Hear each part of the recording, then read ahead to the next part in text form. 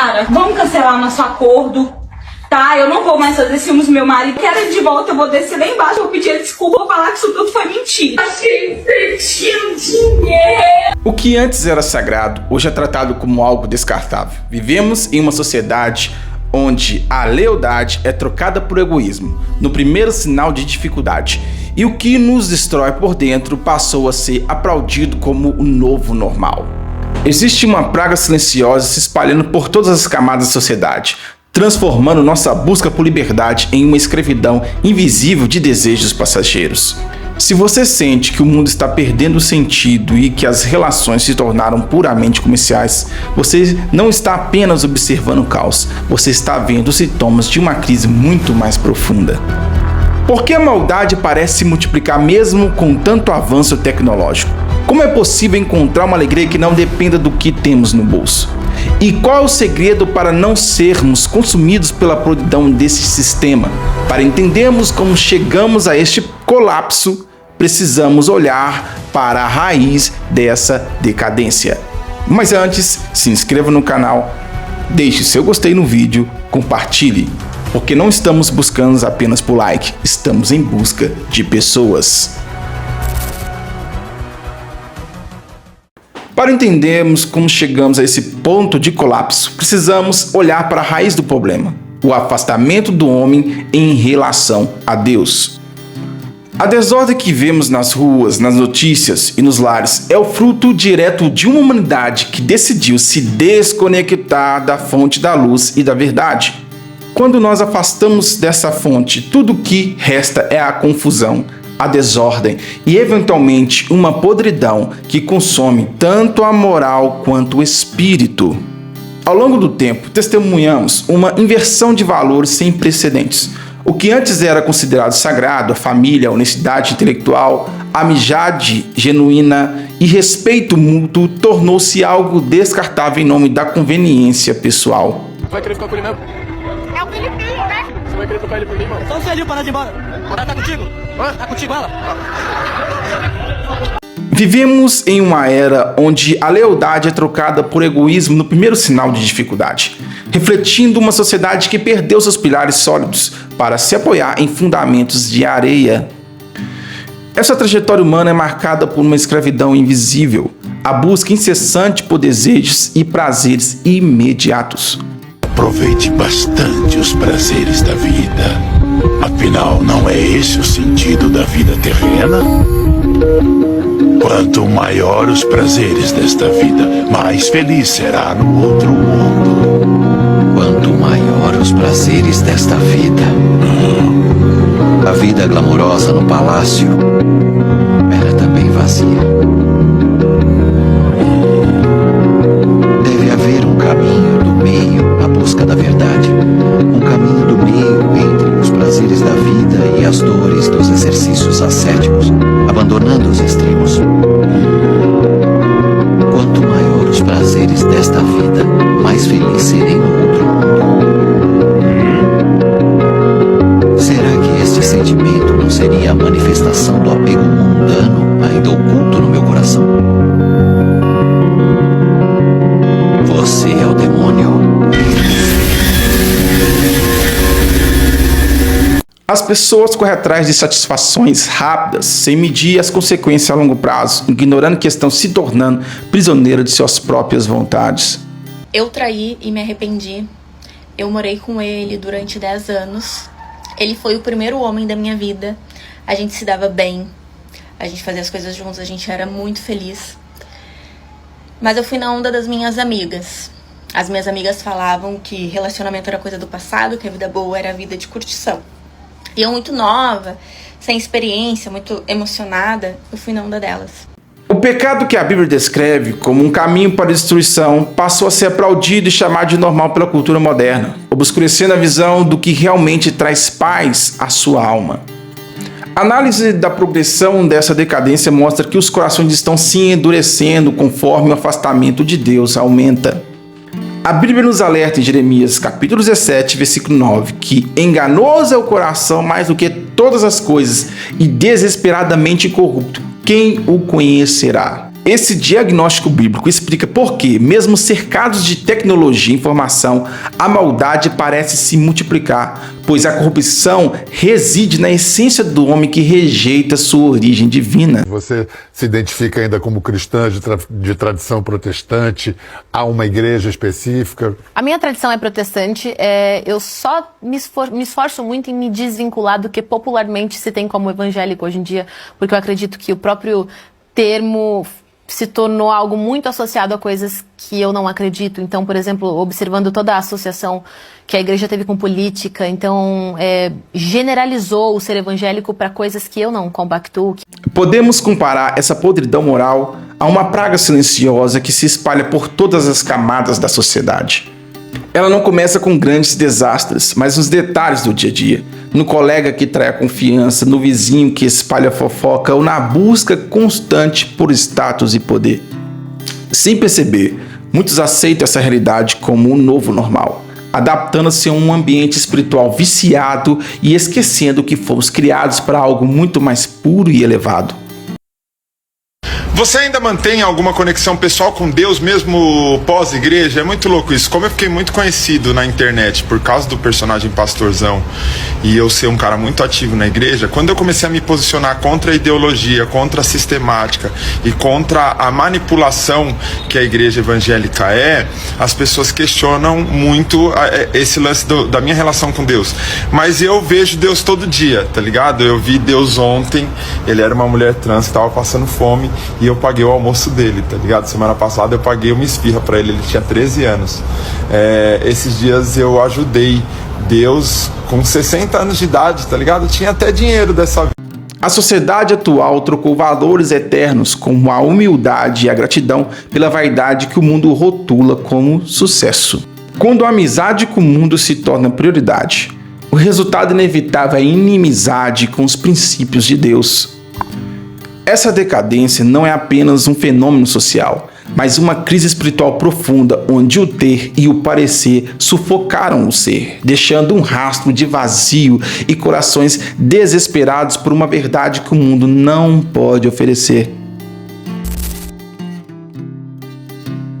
O diagnóstico do mundo atual revela uma camada profunda de superficialidade nas relações humanas. Quanto que um homem teria que ganhar para ter um relacionamento com vocês? Bem, teria que ganhar muito bem. Tipo quanto? Tinha que ser uma pessoa muito bem de vida.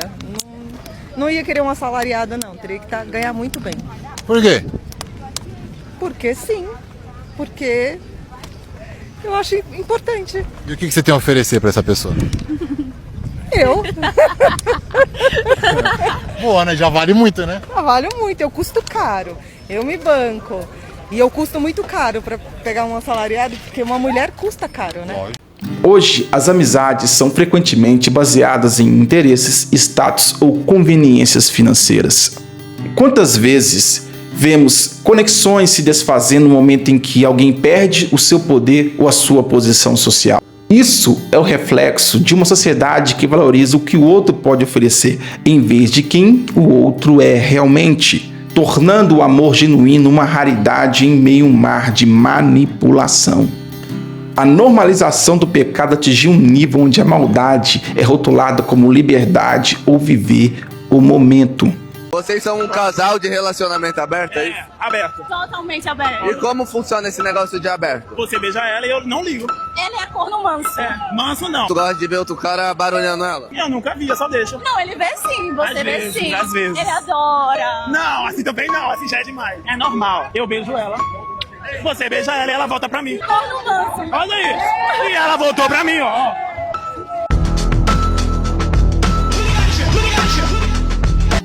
A sociedade aplaude comportamentos que levam à destruição espiritual, tratando o egoísmo e a soberba como virtudes de quem tem poder. Esse ciclo vicioso é especialmente visível nas novas gerações.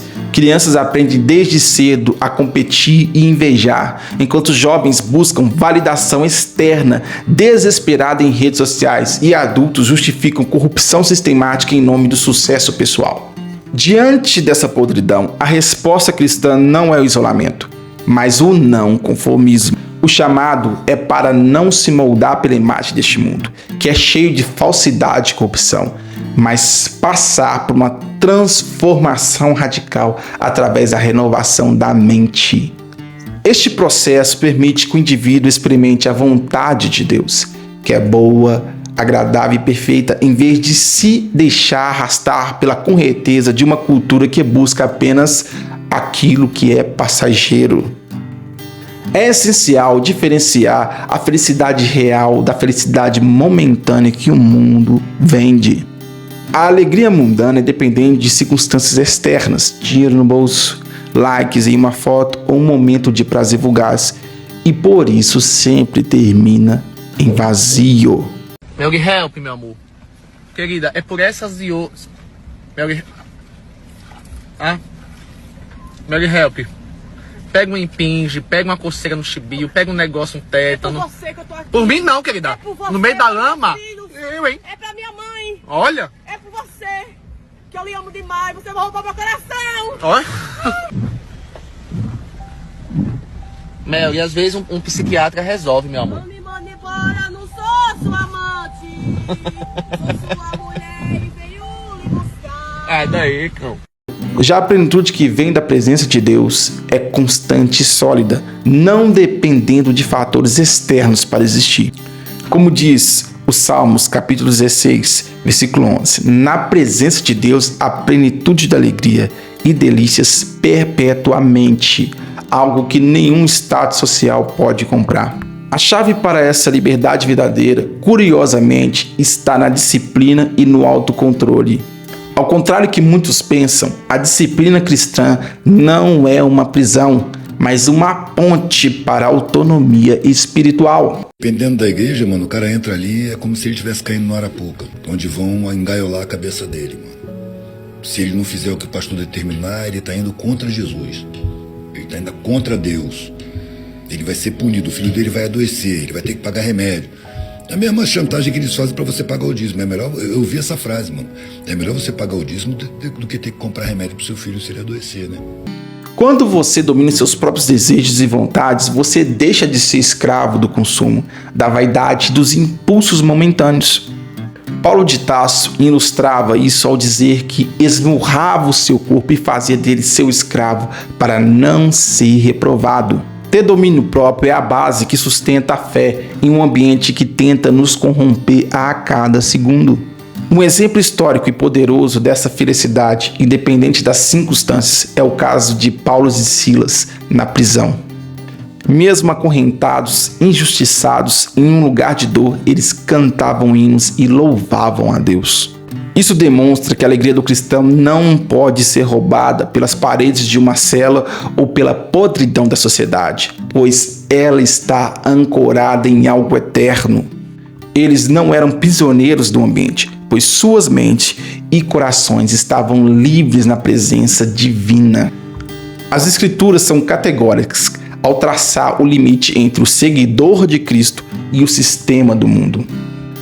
Em Romanos, capítulo 12, versículo 2, nos ordena a não nos conformarmos. Em João, capítulo 15, versículo 19, nos lembra que se fossem do mundo, o mundo amaria o que é seu, mas fomos escolhidos para sair dele. Além disso, Tiago, capítulo 4, versículo 4, alerta que a amizade com o mundo constitui inimizade com Deus. Esses versículos reforçam que viver para Deus exige uma escolha clara de rejeitar o que é podre para abraçar o que é puro e duradouro. O prazer oferecido pelo mundo funciona como correntes invisíveis que aprisionam a alma em um ciclo de insatisfação constante. A verdade e a vida é o seguinte: quando você tem mentira dentro de você, quando você mente a você mesmo, você não assume os seus erros, que você é gordo porque você não faz ginástica e come merda, porque você é pobre porque você não acumula e não trabalhou direito, porque você acreditou na ordem do demônio. Faz o que você tá com vontade, faz o que você gosta, ama na vida. Você vai ser um perdedor, você vai ser um merda, um fracassado. Se você quiser ser um vencedor, você tem que fazer o que você é bom, não o que você tá com vontade de fazer. Senão você vai ter prostituta e surfista. Sim, o quê? Assim, voltando. Quem vive pra ser feliz serve o demônio. Quem serve a Jesus vive pra ser bom, pra fazer o que é certo, certo? As pessoas que têm algum valor moral acreditam nisso, a gente vai fazer o certo. Só que a maioria das pessoas, elas não têm um valor moral. Quando mandaram escolher entre Jesus e Barrabás, a democracia escolheu quem? O ladrão assassino, não é isso? E Jesus, o rei do Jesus crucificado. Então, Em contraste, a disciplina do corpo e da mente, conforme descrita em 1 Coríntios capítulo 9, versículo 27, é o que permite ao homem ser dono da sua própria vida, sob a orientação de Deus. Rejeitar o mundo não significa viver uma vida sem prazer, mas sim desfrutar das bênçãos de Deus com consciência de que nada pode nos escravizar além do nosso propósito em Cristo Jesus. A verdadeira paz não é a ausência de problemas, mas a presença de Deus no meio deles. Enquanto o mundo busca desesperadamente por uma segurança que não existe, o cristão encontra descanso no fato que Jesus já venceu o sistema. Essa vitória nos dá o suporte necessário para enfrentar a maldade, a violência e a corrupção diária com bom ânimo, sabendo que a nossa esperança não está baseada no que vemos, mas na promessa de quem é fiel. Viver com um propósito em uma sociedade corrompida requer que cada decisão, por menor que seja, passe pelo filtro da fé. É recusar a fofoca, a mentira por conveniência e o egoísmo silencioso para praticar o amor, a paciência e a fidelidade que são frutos do Espírito Santo de Deus. Esse estilo de vida é o que realmente nos diferencia e nos protege da contaminação espiritual, permitindo que sejamos luz em meio às trevas que cada vez mais densas cobrem a humanidade. Ao final, a escolha entre o caminho do mundo e o caminho de Cristo é a escolha entre a decadência e a vida eterna. O mundo seduz com promessas de poder e satisfação, mas entrega apenas frustração e dor ao final da jornada. Seguir a Cristo pode exigir renúncia e disciplina, mas o resultado é uma vida cheia de significado, onde a felicidade não é um momento fugaz, mas um estado de paz que o mundo jamais poderá compreender ou tirar de nós. Eu estava cego e vivia solto no caminho errado,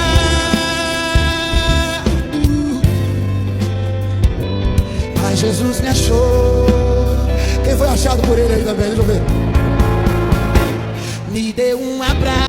Viver como cristão em uma sociedade que normaliza o pecado e exalta a corrupção não é uma tarefa para os fracos. É, acima de tudo, um ato de resistência e de profunda coragem. Escolher caminhar na contramão dos valores dissociados da atualidade exige uma firmeza de caráter que só pode ser encontrada em Deus. Ser cristão hoje significa ser alguém que se recusa a ser moldado pela podridão ao redor, permanecendo firme na luz, mesmo que as trevas pareçam dominar. Essa rejeição ao mundo não acontece em um evento único, mas é um fruto de uma escolha diária e constante.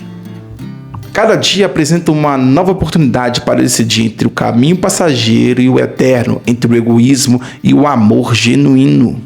Rejeitar o mundo é um processo contínuo de vigilância e decisão, onde cada ato de autocontrole reafirma nossa liberdade espiritual, o nosso compromisso com os princípios que não se desgastam com o tempo. Apesar de todas as aflições e da pressão externa, temos uma promessa da paz inabalável. Jesus foi claro ao dizer que não teríamos uma estrada isenta de dificuldades, mas nos deu garantia final. No mundo tereis aflições, mas tende bom ânimo. Eu venci o mundo. Essa vitória de Cristo é a base da nossa esperança. Ele venceu a maldade e a morte, garantindo que aqueles que o seguem também possam triunfar sobre a podridão espiritual deste tempo. O convite para você hoje é o de escolher o caminho eterno em vez do passageiro. Não se deixe levar pela correnteza de uma sociedade que caminha para o vazio, mas busque a plenitude que só a presença de Deus pode oferecer. Como fechamento para essa reflexão, recomendo que vocês aprofundem seu estudo sobre o que significa amar a Deus acima de todas as coisas, pois esse é o alicerce para uma vida de propósito. Lembrem sempre, no mundo tereis aflições, mas tende bom ânimo. Eu venci o mundo. E até o próximo vídeo.